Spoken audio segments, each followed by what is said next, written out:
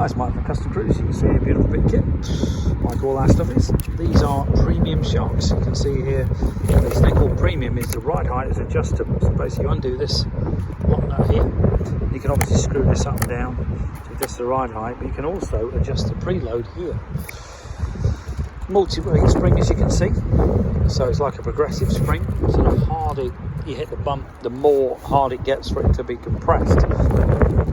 Available in standard or heavy duty. This is the black version. You can see this is proper CNC, very well made shocks, nice quality. You can see this one here isn't wound out as much as this. You see that gap there is different to this. So obviously these have got 1/2 inch of ride height adjustment. So very, very well made. As you can see, CNC billet aluminium. This is all CNC, not cast or steel like some of the shocks are, but all being CNC billet aluminium. Beautifully made things. Available for pretty well any bike.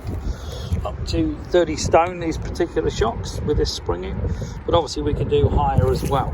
So if you're interested, let us know. CustomCruisers.com. These shocks should be appearing on soon, or www.customcruisers.com if we ever get the bloody French to sort out Presta shock, which is a nightmare. Paying for support, it's a joke.